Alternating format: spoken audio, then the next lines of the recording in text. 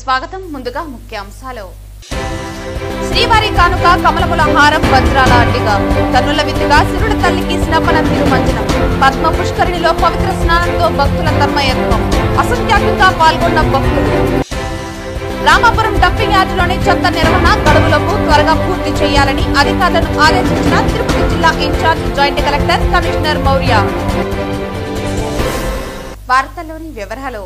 తిరుచానూరు శ్రీ పద్మావతి అమ్మవారు అవతరించిన పంచమి తేదీని పురస్కరించుకుని కార్తీక బ్రహ్మోత్సవాలలో చివరి రోజైన మంగళవారం పంచమి తీర్థం అశేష భక్తజన వాహిని మధ్య అంగరంగ వైభవంగా జరిగింది. పద్మ పుష్కరిణిలో అసంఖ్యాకంగా పవిత్ర స్నానం ఆచరించిన భక్తులు ఆధ్యాత్మిక తన్మయత్వాన్ని పొందారు. ఈ సందర్భంగా చైర్మన్ మీడియాతో మాట్లాడుతూ లక్షలాది మంది భక్తుల సమూహంలో అమ్మవారి పంచమి తీర్థ మహోత్సవం వైభవోపేతంగా జరిగిందన్నారు. వేలాది మంది భక్తులు పుణ్యస్నానాలు ఆచరిస్తున్నట్లు తెలిపారు. భక్తులకు ఎక్కడా ఎలాంటి అసౌకర్యం కలగకుండా టీటీడీలోని అన్ని విభాగాలు పటిష్టమైన ఏర్పాట్లు చేసి విజయవంతంగా జరిగిందన్నారు. అన్ని విభాగాల అధికారులు, భద్రతా సిబ్బంది, పోలీసులు, శ్రీవారి సేవకులు, పారిశుద్ధ్య కార్మికులు విశేషంగా కృషి చేశారని వారిని అభినందించారు. భక్తులందరికీ అమ్మవారి కరుణా కటాక్షాలు కలగాలని ఈ సందర్భంగా ఆకాంక్షించారు. అంతకుముందు ఉదయం శ్రీ పద్మావతి అమ్మవారు పల్లికిలో ఆలయ 4 మాడ వీధుల్లో విహరించి భక్తులను అనుగ్రహించారు. అనంతరం అమ్మవారికి ఆస్థానం నిర్వహించి ఉత్సవాలను ఊరేగింపుగా పంచమి తీర్థ మండపానికి వేంచేపు చేశారు. తిరుమల శ్రీవారి ఆలయం వద్ద తెల్లవారుజామున 4:30 బయలుదేరిన సారె ఉదయం 11 గంటలకు తిరుచానూరు అమ్మవారి ఆలయానికి చేరుకుంది. అర్చకులు పంచమి తీర్థ మండపంలో సారెను అమ్మవారికి సమర్పించి శాస్త్రోక్తంగా పూజలు నిర్వహించారు.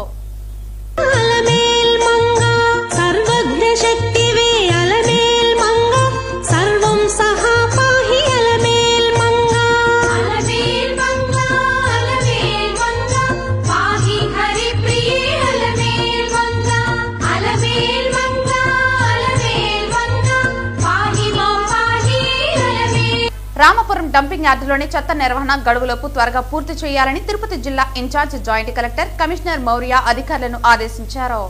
రామాపురం వద్దనున్న లెగసీ వేస్ట్ డంపింగ్ యార్డును మంగళవారం అధికారులతో కలిసి పరిశీలించారు. ఈ సందర్భంగా కమిషనర్ మాట్లాడుతూ జాతీయ గ్రీన్ ట్రిబ్యునల్ ఆదేశాల మేరకు లెగసీ వేస్ట్ ను శుభ్రం చేస్తున్నామని తెలిపారు. కాంట్రాక్ట్ సంస్థ ప్రతినిధులు, అధికారులు కలిసి త్వరగా చెత్త నిర్వహణ పూర్తి చేయాలని అధికారులను ఆదేశించారు. మొదటి దశలో అక్టోబర్ 2వ తేదీ నాటికి 2,21,000 మెట్రిక్ టన్నుల చెత్తను నిర్వహణ చేశారని తెలిపారు. రెండవ దశలో 65,000 మెట్రిక్ టన్నుల చెత్త నిర్వహణను డిసెంబర్ 31వ తేదీలోపు పూర్తి చేయాలని అధికారులను ఆదేశించారు. గడువులోపు చెత్త నిర్వహణ చేసేలా అధికారులు పరిశీలన చేయాలని తెలిపారు.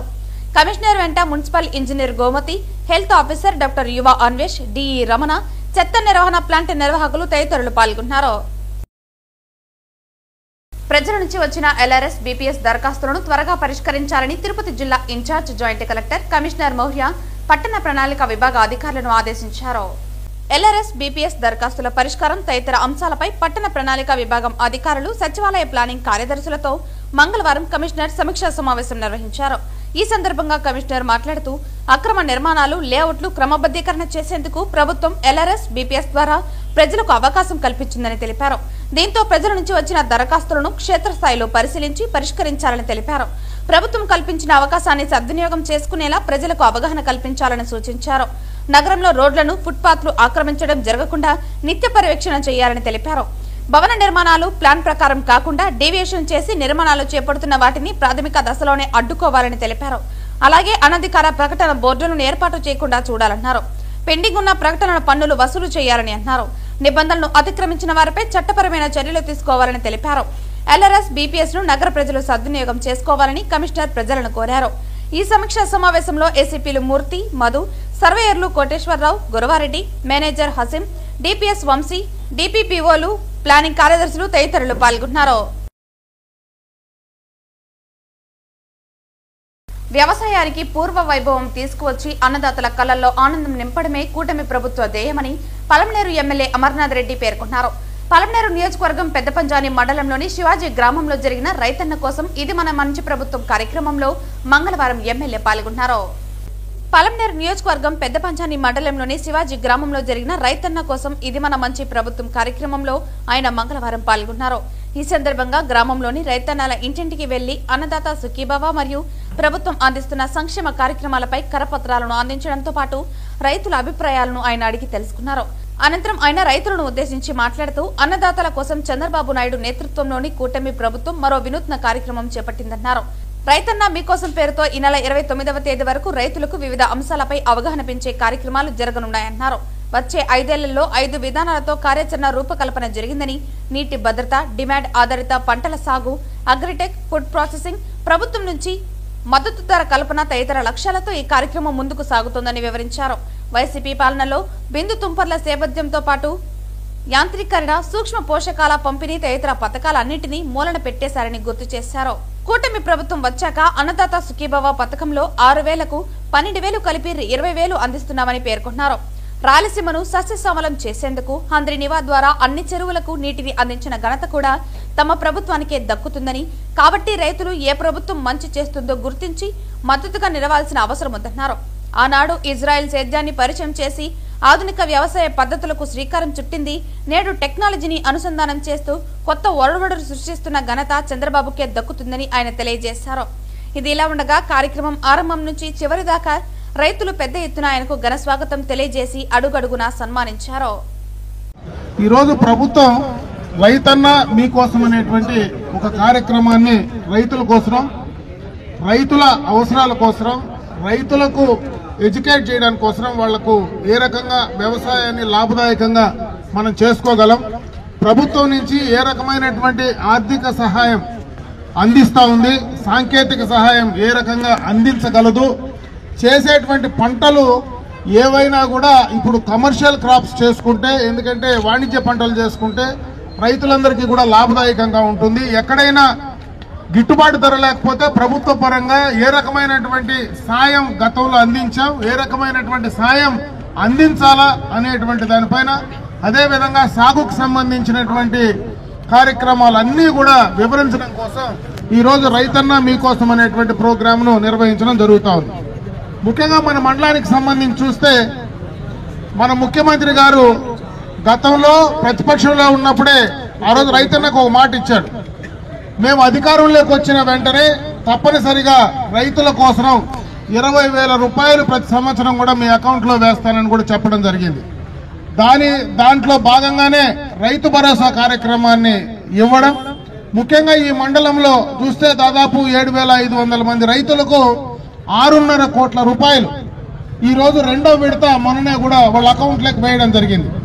అటు కేంద్ర ప్రభుత్వంలో కిసాన్ పథకం పైన 2,000 రూపాయలు, రాష్ట్ర ప్రభుత్వం 5,000 రూపాయలు మొదటి విడత 7,000 వేసాం, రెండవ విడతలో కూడా 7,000 వేయడం జరిగింది.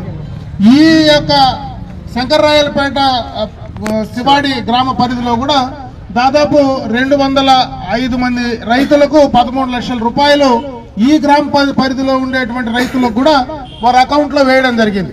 ఇది ఎందుకు చెప్తున్నానంటే ఈ డబ్బులు పూర్తిగా కూడా ఏదో ఉపయోగపడతాయి, మీకంతా దీనివల్లనే లాభపడతాయి అనేది కాదు.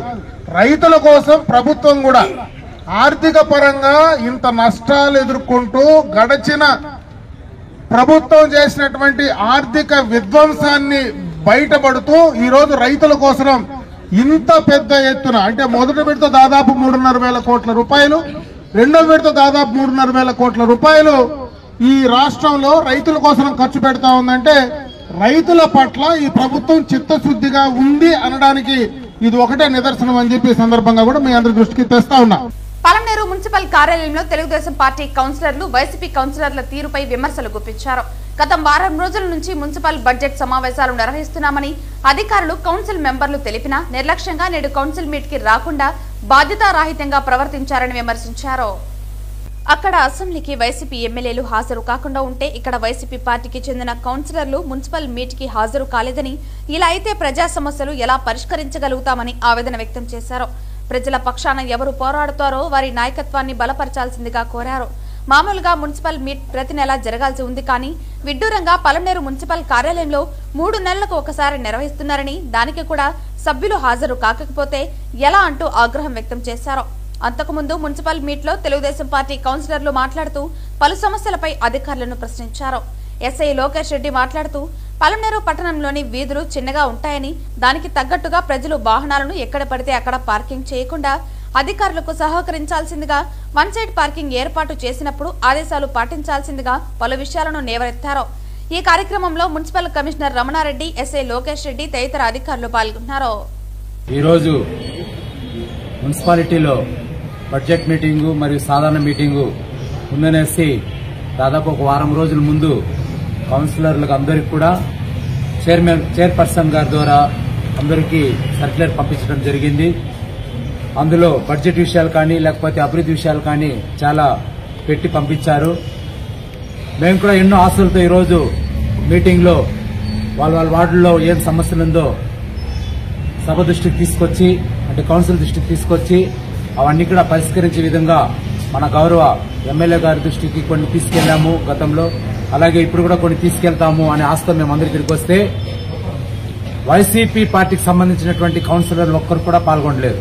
వాళ్ళు ఎందుకు పాల్గొనలేదో అనేది మాకు తెలియదు, కానీ కాకపోతే కొన్ని గాలి వార్తలు మాకు వినిపించాయి. గాలి వార్తలు కాదు, కొన్ని విషయాలు మాకు తెలిసింది.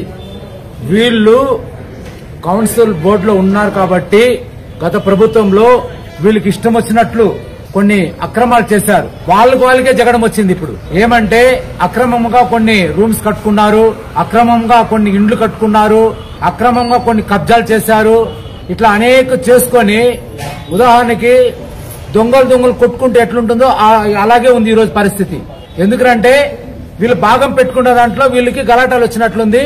అందుకని ఒకరిపైన ఒకరు పోటేసుకొని ఈరోజు ప్రభుత్వ కల్పించినటువంటి ఈ యొక్క అవకాశాన్ని వాళ్ళు సద్వినియోగం చేసుకోకుండా ప్రజలకు ఏదైతే అవసరమో దాన్ని చేయకుండా ఇట్లా దుర్వినియోగం చేస్తున్నారు. ఈరోజు మన పలమనేరు మున్సిపాలిటీలో మున్సిపల్ మీటింగ్ జరగాల్సింది. ఎందుకంటే మున్సిపల్ మీటింగ్లో మామూలుగా అయితే ప్రతి నెల మున్సిపల్ మీటింగ్ జరగాలి, కానీ మన పలమనేరులో 3 నెలలకు ఒకసారి మున్సిపల్ మీటింగ్ జరుగుతుంది.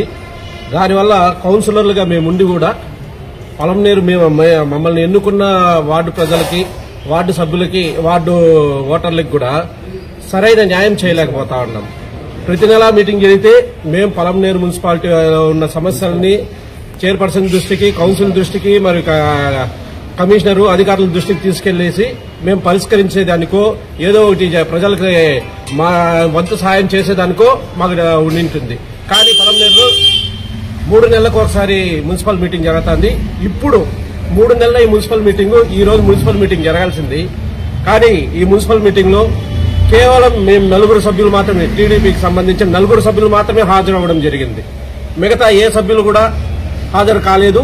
ఈ రోజు కూడా మున్సిపల్ మీటింగ్ జరగలేదు. అసలు ఇలా జరిగితే పలమనేరులో అభివృద్ధి అనేది ఎక్కడి నుంచి వస్తుంది, ఎక్కడి నుంచి జరుగుతుంది? బెంగళూరులో దేవిశ్రీ అనే విద్యార్థిని హత్యకు గురైన ఘటనపై all India Bahujan Samaj party జాతీయ మానవ హక్కుల సంస్థ ఆధ్వర్యంలో మంగళవారం పలమనేరులో నిరసన తెలిపారు. బీబీఎం చివరి సంవత్సరం చదువుతున్న దేవిశ్రీని గోవర్ధన్ అనే వ్యక్తి హత్య చేశాడని ఆరోపించారు. ఈ కేసులో గోవర్ధన్ తో పాటు మిగతా నిందితులను అరెస్టు చేసి శిక్షించాలని, బాధితుల కుటుంబాన్ని ఆదుకోవాలని ప్రభుత్వాన్ని కోరారు. నిన్నటి రోజు బెంగళూరు పట్టణంలో రామసముద్రం మండలం డిక్కివారిపల్లి గ్రామానికి చెందిన దేవిశ్రీ అనే అమ్మాయి బెంగళూరులో బీబీఎం కోర్సు చేస్తే కనీసం ఇంకా 3 నెలల తర్వాత ఆ కోర్సు కంప్లీట్ అవుతుంది. ఈ తరుణంలో ఎవరో ఆమె విద్యాభ్యాసాన్ని వారలేక కసి పెట్టుకొని ఆమె రూమ్లో పోయి నిన్నటి రోజు 1 గంట వ్యవధిలోనే ఆ పాప మరణించిన వార్త తెలిసింది. ఈ విషయము అన్ని నలుమూలలా తాకిందని ఈ విషయం తెలిసిన వెంటనే మేము ప్రజా సంఘాలు, అదేవిధంగా మానవ సంఘం, all India Bahujan Samaj party ఆధ్వర్యంలో ఈరోజు ఆమె కుటుంబానికి న్యాయం చేయాలని, ఆ దేవిశ్రీని హత్య చేసిన వారిని వెంటనే ఉరితీయాలని, అరెస్ట్ చేయాలని, ఎవరెవరు ఉన్నారో వాళ్ళందరినీ కూడా ఇన్వెస్టిగేట్ చేసి విచారణ జరిపి వాళ్ళందరినీ కూడా శిక్షించే విధంగా అక్కడ పోలీసులు చర్యలు తీసుకోవాలని చెప్పేసి కూడా మేము ఈ సందర్భంగా వాళ్ళని కోరుకుంటున్నాము. అదేవిధంగా మేము వారి హత్య కనుక ఎంతటి వారి ఉన్నా, ఎంత రాజకీయ పార్టీ ఉన్నా, ఎంత కులం ఉన్నా, ఎంత కుల సంఘాలు ఉన్నా వారిని వెంటనే శిక్షించే విధంగా అక్కడ పోలీసులు చర్యలు తీసుకోవాలని చెప్పేసి కూడా మేము ప్రజా సంఘాల ద్వారా మేము డిమాండ్ చేస్తున్నాము. అదేవిధంగా భారతదేశంలో అక్కడక్కడ కూడా మహిళలకు రక్షణ లేకుండా పోతున్నది, విద్యార్థులకు రక్షణ లేకుండా పోతున్నది, బాలికల పట్ల అనుచితమైన వ్యవహార శైలిలో వ్యవహరిస్తున్నారు ఈ మగవారు. వాటిని అన్నింటినీ కూడా కట్టడి చేయాలని చెప్పేసి కూడా మేము తావనంపల్లి మండలంలోని కాణిపాకం పట్టణం వద్ద బెంగళూరు తిరుపతి ఫ్లైఓవర్ మీద ద్విచక్ర వాహనంపై వెళుతున్న పుత్తరమద్ది గ్రామానికి చెందిన రవి అనే వ్యక్తిని వెనుక నుంచి కారు ఢీకొనడంతో అక్కడికక్కడే మృతి చెందాడు. పోలీసులు సంఘటనా స్థలానికి చేరుకుని కుటుంబ సభ్యులకు సమాచారం అందించడంతో అక్కడికి చేరుకుని బోరున వెల్లపించారు. ఎస్ఐ చిరంజీవి కేసు నమోదు చేసి దర్యాప్తు చేపట్టారు. పూర్తి వివరాలు తెలియాల్సి ఉంది.